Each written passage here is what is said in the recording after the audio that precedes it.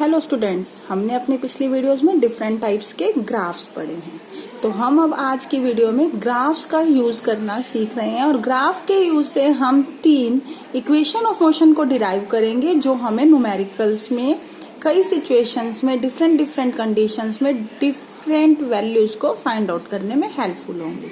So today we are going towards graph. तो graph के क्या एप्लीकेशंस हैं, यहाँ हम अप्लाई करेंगे। तो ग्राफ से हमें मिलता क्या है, what information do we get from graph, हमें ग्राफ से क्या इंफॉर्मेशन मिलती है। तो students, we are going to start with information we are getting from graph. हमें ग्राफ से क्या इंफॉर्मेशन मिल रही है, हम वो स्टार्ट कर रहे हैं। तो पहले हम बताते हैं, ग्राफ हमेशा 2 वेरिएबल्स के बीच में होता है, जैसा आपने पिछली वीडियो में समझा। इधर क्या होता है, इंडिपेंडेंट वेरिएबल, और इधर क्या होता है, डिपेंडेंट वेरिएबल।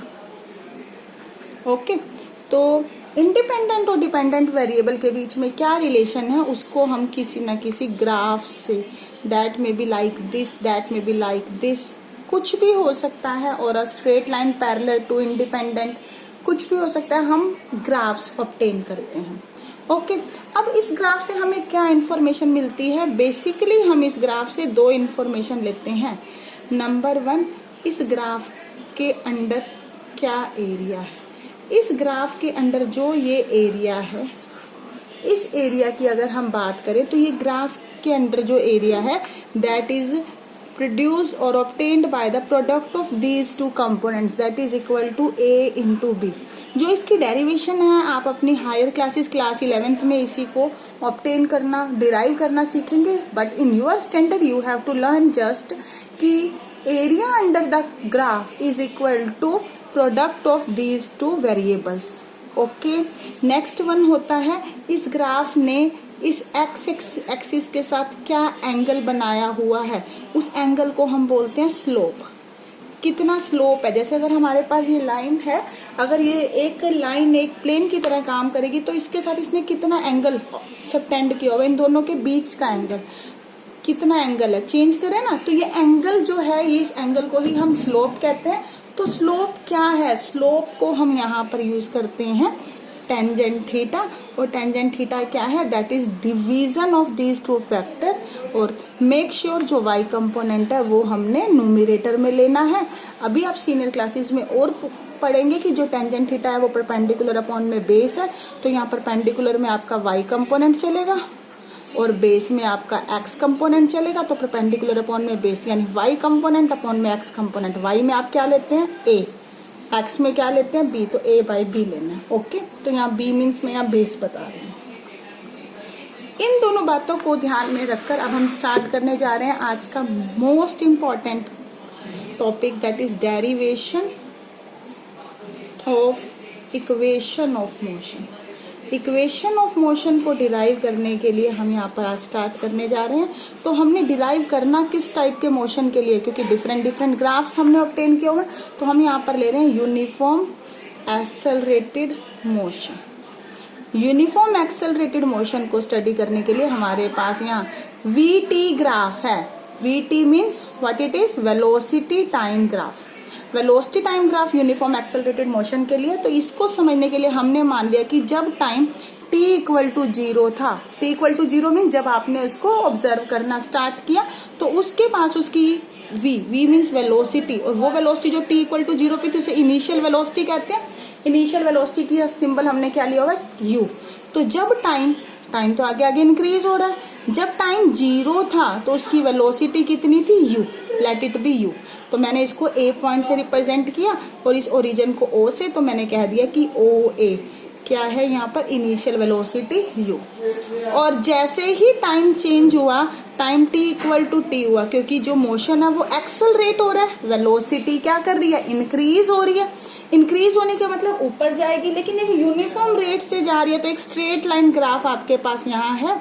अब जैसे टाइम आगे आगे चेंज हो रहा है, एक पर्टिकुलर टाइम t पर उसकी क्या वेलोसिटी, आप ग्राफ पर जाएंगे, ग्राफ से देखेंगे क्या वेलोसिटी है, लेट इट बी, इस वक्त क्या है ये वेलोसिटी।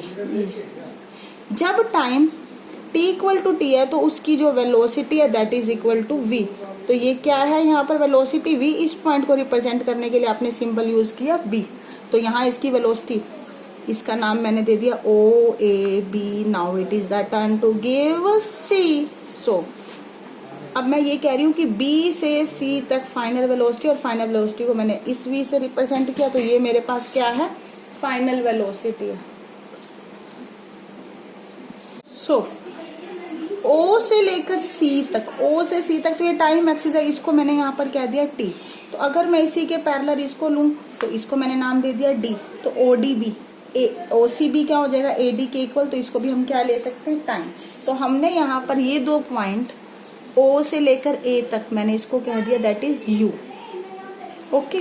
और B से लेकर C तक मैंने इसको यहाँ पर क्या कह दिया, दैट इज V, ओके। और ये क्या है यहाँ पर t, ये भी एक्सिस क्योंकि टाइम वाली है सेम है, इसको भी मैंने क्या कह दिया t।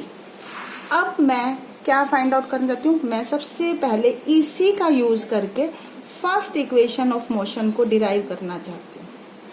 क्या है first equation of motion, you want to derive first equation of motion means you want to produce the result v is equal to u plus at, okay. तो सबसे पहले मैंने इसके लिए स्टार्ट किया a means what it is, acceleration. Acceleration क्या होता है, एक्सेलरेशन, लेकिन आपको क्या करना है, डेरिवेशन तो करनी है इक्वेशन ऑफ मोशन की, but using graph, graphical method से कर रहे हो तो आपको ग्राफ को ही यूज करना है। तो ग्राफ के अकॉर्डिंग, इस ग्राफ के हमें तो दो ही पॉइंट पता है, या तो इसके अंडर का एरिया या इसका स्लोप। ये हमारे पास है वेलोसिटी, ये हमारे पास है टाइम। वेलोसिटी और टाइम को अगर हम डिवाइड कर देंगे तो हमें एक्सेलरेशन मिल सकता है, लेकिन ग्राफ की टर्म में बात करें तो एक्सेलरेशन क्या हो जाएगा, that is equal to divide means what, slope of velocity time graph. तो स्लोप में अगर मैं बात करूं तो स्लोप क्या है यहाँ पर, दैट इज इक्वल टू, इस ग्राफ का जो आप स्लोप कह रहे हैं इसने क्या एंगल बनाया हुआ है, इसको आप फाइंड आउट करना चाहते हैं। तो क्या हो जाएगा इस ग्राफ में स्लोप, y कंपोनेंट इस ट्रायंगल का अपॉन में x कंपोनेंट, यानी BD अपॉन AD। तो BD क्या है, BD ग्राफ में देखें तो ये तो पूरे सेक्शन BC में से CD को माइनस किया हुआ है, तो BC minus CD upon AD। तो BC क्या है, BC that is equal to V। CD क्या है, CD ये छोटा सा सेक्शन, ये छोटा सा सेक्शन इसके इक्वल है, किसके इक्वल है, CD OA के। तो मैं यहाँ पर लिख सकती हूँ CD is equal to OA और वो क्या है U, तो मैं CD की जगह डाल देती हूँ U। AD क्या है, AD तो इसके इक्वल है, ये दोनों क्या थे, टाइम, तो अपॉन में T। तो एक्सेलरेशन से स्टार्ट किया तो A is equal to V minus U upon में T, on cross multiplication AT is equal to V minus U, okay. तो आप क्या लिख सकते हैं, v, अगर इस माइनस यू को इधर ले जाएंगे तो आपको नेक्स्ट स्टेप में मिल जाएगा v is equal to U plus AT। ये हमारे पास क्या है, फर्स्ट इक्वेशन ऑफ मोशन को प्रोड्यूस किया हमने। ये इक्वेशन ऑफ मोशन जो फर्स्ट है, इसका और क्या नेम हो सकता है, इसमें एक तो ये फाइनल वेलोसिटी है v, इनिशियल वेलोसिटी है u, a एक्सेलरेशन है, t टाइम है। जो आपने ग्राफ प्लॉट किया हुआ है वो यूनिफॉर्म एक्सेलरेटेड मोशन ए के लिए प्लॉट किया हुआ है, तो ए तो सब में ही आएगा, ओके। तो रह क्या गई, ये वेलोसिटी और टाइम, तो इसका नेम क्या है, वेलोसिटी टाइम रिलेशन। तो अगर आपके एग्जाम में स्टूडेंट्स ये कहते हैं कि डिराइव वेलोसिटी टाइम रिलेशन और derive first equation of motion using graph, same is the response from your side required, okay. अब हम स्टार्ट करने जा रहे हैं derivation of equation of motion, but second equation of motion. तो second equation of motion क्या है, पहले मैं आपको इक्वेशन ऑफ मोशन बताना चाहती हूँ, that is S is equal to UT plus half AT square. जब ये ऑब्जेक्ट u वेलोसिटी से ट्रेवल कर रहा था, इसकी जो वेलोसिटी है वो एक यूनिफॉर्म रेट से एक्सेलरेट हो रही थी, तो ये वेलोसिटी v में हो गई थी। तो इट मीन्स ये ऑब्जेक्ट किस में था, मोशन में था। जब ऑब्जेक्ट मोशन में है तो उसकी पोजीशन चेंज होती है, वो कुछ ना कुछ डिस्टेंस को कवर करता है। तो इसने कितना डिस्टेंस कवर किया, s। तो s क्या है, s is equal to distance covered by body. Okay, तो इसने कितना डिस्टेंस कवर किया, इसको हम क्या बोलते हैं, एस। तो अब हमें यहाँ पर एस बताना है, एस का मतलब डिस्टेंस। लेकिन कैसे बताना है distance, we have to calculate but using graph. Graph को यूज करना है, और ग्राफ से तो हमें दो ही बातें मिलती हैं, या तो इसका प्रोडक्ट जो एरिया देता है, या इसका क्वोशंट डिवीजन जो हमें क्या देता है, इसका स्लोप। अगर हम वेलोसिटी और टाइम को मल्टीप्लाई करते हैं तो हमें क्या देता है, उसके अंडर का डिस्प्लेसमेंट। और अगर एक ही डायरेक्शन में मूव कर रहा हो बॉडी तो डिस्प्लेसमेंट और डिस्टेंस इक्वल होते हैं। तो finally you have to learn this कि distance is equal to area under velocity time graph. Okay, अब मैं अपने स्टूडेंट्स को इस तरह से लर्न करवाती हूँ। क्या डिराइव करना है, टू इक्वेशन ऑफ मोशन। तो area under velocity time graph में जो ये वेलोसिटी टाइम का जो ग्राफ बनाया, इसके नीचे का आपको ये सारा एरिया लेना है। तो ओ ए बी डी सी आपको ये सारा कैलकुलेट करना है। तो मैं इसको नेक्स्ट स्टेप पे लिख सकती हूँ, area under O A B D C आपको ये कैलकुलेट करना है। कौन सी equation students, second equation. Second equation में जो भी एरिया, उस एरिया के हमने दो पार्ट कर दिए। जब मैं इस एरिया के दो पार्ट कर देती हूँ तो इट मीन्स ऊपर क्या है, ट्रायंगल, और नीचे क्या है, रेक्टेंगल। ये क्या बन गया, ट्रायंगल, नीचे क्या बन गया, एक रेक्टेंगल। तो मैं इसको स्प्लिट कर सकती हूँ, एरिया ऑफ रेक्टेंगल, रेक्टेंगल का नेम डाल देते हैं, plus area of triangle, triangle का नेम डाल सकते हैं। रेक्टेंगल का नेम क्या है इस डायग्राम में, देखिए ओ A D C, O A D C. और ट्रायंगल का नाम आप अपने ट्रायंगल में चेक करें तो वो क्या है, ए बी डी। ओके, आपको पता है रेक्टेंगल का एरिया क्या होता है, what is the formula to calculate rectangle area. Rectangle का एरिया होता है लेंथ इनटू ब्रेड्थ। तो क्या हो जाएगा इस रेक्टेंगल का लेंथ और ब्रेड्थ, इस रेक्टेंगल की ये लेंथ है और ये ब्रेड्थ है, ओ ए इंटू ओ सी। तो क्या डाल सकते हैं हम यहाँ पर, O A into O C. Triangle का area half into base into height. Okay, ये आपने क्लास 8th में भी किए हुए हैं ना मैथमेटिकल सम्स, उसी के बेस्ड पर है। Half into base A D into B D, A D into B D. Putting the values, O A क्या है, ओ ए था उस ग्राफ में उसकी इनिशियल वेलोसिटी यू। ओके, अगर कंफ्यूजन हो रही है I can redraw the same diagram here but you can check it from this. तो हमारे पास जो एस है, एस क्या है, S is equal to area of rectangle plus area of triangle. तो हमारे पास क्या बन जाएगा, ये इसकी लेंथ, ये इसकी ब्रेड्थ। लेंथ हमारे पास क्या है यहाँ पर, O A into O C plus ब्रेड। अब हम ट्रायंगल की बात करें तो ट्रायंगल क्या, half into base A D, height B D, half into A D into B D. यहाँ तक तो हमने अपनी पिछली शीट में किया था, कंटिन्यू करते हैं। ओ ए क्या है ग्राफ से, यू, ओ सी क्या है, T plus half A D, A D क्या है, ए डी, ए डी तो इसका क्या है, ए डी क्या है, इसके इक्वल है, टाइम ही है, तो मैंने यहाँ डाल दिया टाइम। बी डी क्या है, बी डी दिस सेक्शन, और बी डी क्या है स्टूडेंट्स, बी डी अभी आपने बताया था यहाँ पर बी डी किसके इक्वल है, B C minus C D. तो अगर आप बी डी को लिखें तो ये क्या है, पूरे इसमें से हमने नीचे वाले सेक्शन को माइनस किया हुआ है, तो बी डी क्या है, that is equal to V minus U. तो बी डी क्या है हमारे पास, v माइनस यू।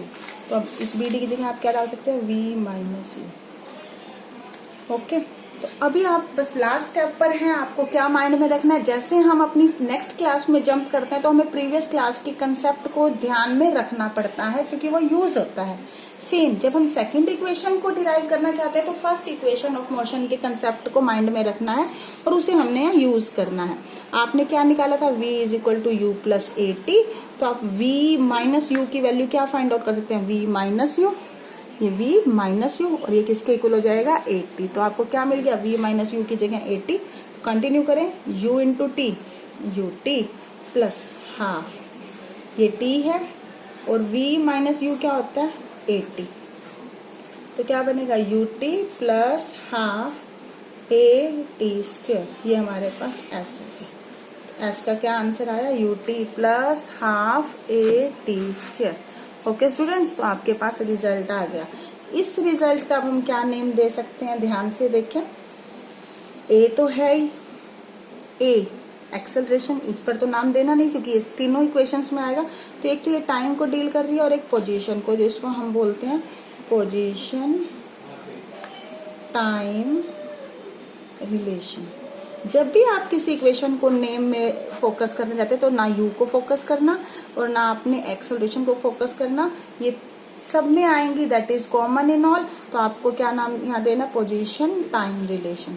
अब थर्ड इक्वेशन ऑफ मोशन को आप डिराइव करना चाहते हैं, तो थर्ड इक्वेशन ऑफ मोशन है क्या, equation is v square minus you square equal to as, ये डिराइव करना है। तो इसके लिए भी मैं वहीं से स्टार्ट कर रही हूँ जो आपने पहले स्टार्ट किया था, s क्या है, area under velocity time graph. लेकिन जब आप पहले निकाल रहे थे that was second equation of motion, और सेकंड इक्वेशन ऑफ मोशन में आपने उस कर्व के 2 पार्ट कर दिए थे। लेकिन अब आप क्या डिराइव करना चाहते हैं, थर्ड इक्वेशन ऑफ मोशन। तो थर्ड इक्वेशन ऑफ मोशन में आपने इस पूरे ग्राफ को एक ही पार्ट में समझना है। ये पूरा क्या है, जो ये पूरा है ये क्या है, एक तरह से ये ट्रेपीजियम है। तो हम इसको डाल सकते हैं एरिया ऑफ ट्रेपीजियम, नाम क्या है, OABDC। ट्रेपीजियम का एरिया क्या होता है, what is the formula, that is equal to half into sum of parallel sides. तो क्या है, मैं इन फॉर्मूलेज को यहाँ पर लिख सकती हूँ। एरिया ऑफ रेक्टेंगल जब आपको यूज करना हो तो आपको क्या यूज करना है, that is so easy to learn, length into breadth. तो area of right angle triangle हो तो क्या होता है, half into base into height. और अगर एरिया ऑफ ट्रेपीजियम अगर आपको फाइंड आउट करना हो तो उसके लिए क्या आइडेंटिटी यूज करनी होती है, हाफ इंटू जो पैरेलल है उनको ऐड करना है, सम ऑफ पैरेलल साइड्स, इनको अलग, इंटू डिस्टेंस बिटवीन देम, उनके बीच क्या सेपरेशन है। ओके अब ट्रेपीजियम के लिए यहाँ पर कौन कौन पैरेलल है, this is parallel to this, तो आपने इन दोनों के नेम यूज करने हैं। तो हाफ इंटू OA प्लस आपने इसका नेम क्या दिया हुआ है C, तो ये क्या हो जाएगा BC। ओके इनटू सेपरेशन, इन दोनों पैरेलल साइड्स के बीच में क्या सेपरेशन है, दिस वन, इसका नेम क्या है OABC।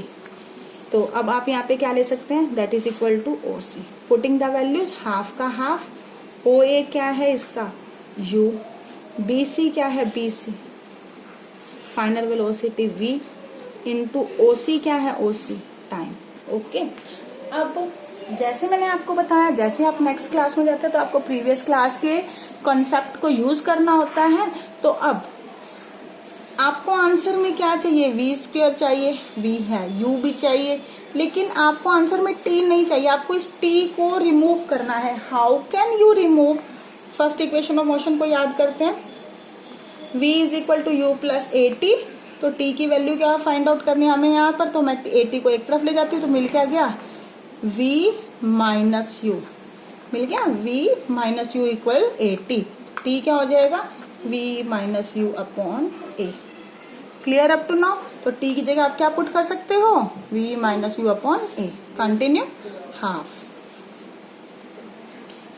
अगर हम t की वैल्यू पुट करते हैं तो v minus U upon a, इस इक्वेशन को मैं स्टार लिखती हूँ और मैंने यहाँ लिख दिया फ्रॉम स्टार या यूजिंग स्टार। ओके अब स्टूडेंट्स यहाँ पर v आगे है, u पीछे है, और जो आपके पास ये प्लस है इसमें u आगे है, v पीछे है, तो आप इसको चेंज कर सकते हैं ना, क्योंकि आपने अपनी 8th क्लास में प्रॉपर्टी यूज की हुई है, दैट इज कॉम्यूटेटिव। कॉम्यूटेटिव में क्या है, v plus U is equal to U plus V, तो आप इसको इंटरचेंज कर सकते हैं।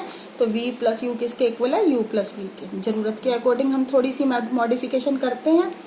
बताएं 8th में मैथमेटिक्स में क्या किया था, a plus B into A minus B क्या होता है स्टूडेंट्स बताएं, a plus B into A minus B क्या होता है, that is A square minus B square. तो आप क्या डाल सकते हैं, V square minus you square upon में ए। तो ये तो s है, इस 2 और a को ऊपर मल्टीप्लाई करेंगे, then what will you get, 2as is equal to v square minus you square. तो v square minus you square is equal to 2as, ये हमारी थर्ड इक्वेशन है। इसका नेम बताएं, नेम हमें ना u देखना ना a देखना, तो v वेलोसिटी और s पोजीशन, तो क्या बोलेंगे, position velocity relation. Clear up to now. तो अब हमने 3 इक्वेशन ऑफ मोशन को डिराइव किया है, जिसको हम न्यूमेरिकल्स की फॉर्म में यूज करेंगे अपनी नेक्स्ट वीडियोस में। लेकिन अब हम अपने इस चैप्टर का लास्ट टॉपिक उठाते हैं, that is uniform circular motion. क्या होता है यूनिफॉर्म सर्कुलर मोशन?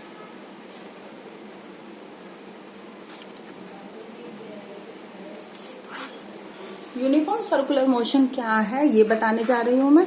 तो जब भी कोई ऑब्जेक्ट या कोई भी बॉडी मूव करती है एक सर्कल में, मूव तो कर रही है सर्कल में, बट विद कांस्टेंट और फिक्स्ड और यूनिफॉर्म स्पीड, कांस्टेंट स्पीड से मूव करती है, तो उसके मोशन को आप क्या बोलते हैं, यूनिफॉर्म सर्कुलर मोशन। तो क्या होगी definition, if a body moves in a circular path with uniform speed. तो क्या बताया, if a body moves in a circle और circular path with uniform speed, तो हम उसे क्या बोलते हैं, यूनिफॉर्म सर्कुलर मोशन। एग्जाम्पल क्या है यूनिफॉर्म सर्कुलर मोशन का, माइंड में पहले हम ये कंसेप्ट रखते हैं कि कोई बॉडी मूव कर रही है सर्कल में इस सेंटर के अबाउट, इसको हम रेवोल्यूशन भी बोलते हैं। तो एग्जाम्पल क्या हो जाएगा इसका, first example, motion of planets around sun, motion of moon around planets. Chemistry में अगर हम बात करें तो motion of electrons around nucleus. Lower classes के अकॉर्डिंग अगर क्लियर करनी हो बात तो हम ये कह सकते हैं motion of hands of clock, ठीक है, जो क्या करती हैं, hour and minute and second hand जो क्लॉक में मूव करती है वो भी यूनिफॉर्म स्पीड से मूव करती है, उसे हम क्या बोलते हैं, यूनिफॉर्म सर्कुलर मोशन। अगर कोई ऑब्जेक्ट मूव करता है किसी भी सर्कल में जिसकी रेडियस r है, कैपिटल R है, तो उसने एक कंप्लीट सर्कल में कितना डिस्टेंस ट्रेवल किया, that is equal to circumference of the circle. Circumference क्या है, 2 पाई r। ओके, और अगर मैं कहूं कि जिस बॉडी ने एक कंप्लीट सर्कल कवर किया और उसको कवर करने में टाइम लगा कैपिटल T, कितना टाइम, कैपिटल T, तो बताएं उसकी स्पीड क्या है। स्टूडेंट स्पीड क्या होता है, speed is equal to distance upon time. तो डिस्टेंस क्या है उसका, 2 पाई r, और टाइम कितना उसने कवर किया, दैट इज कैपिटल T। तो क्या हो जाएगा, 2 पाई r अपॉन T, ये क्या है उसकी स्पीड। मैं आपको ये क्यों बता रही हूँ, it will be applied in your NCERT exercise. Okay, तो अब हमारे chapter theoretical point of view से कवर हो चुका है, और अब हम स्टार्ट करेंगे numericals based on these 3 equations of motion. तो आपको आगे कंटिन्यू करने के लिए तीनों इक्वेशन ऑफ मोशन को अच्छे से लर्न करना है, 2 और 3 टाइम्स अपनी नोटबुक में नोट डाउन करना है, डेरिवेशंस को लर्न करना है for examination point of view, क्योंकि एक डेरिवेशन हमेशा हर क्लास में, हर बोर्ड में, whether it is CBSE, ICSE, HBSE और व्हाटसोएवर, सब में आता है। तो आपको ये सब लर्न करना है, और अगर आपको ये वीडियो पसंद आई हो, यू मस्ट लाइक इट, क्योंकि ये सब तुम्हारे लिए है, तो इतना एक लाइक तो बनता है। प्लस में subscribe my channel to get more videos. Thank you, have a nice day.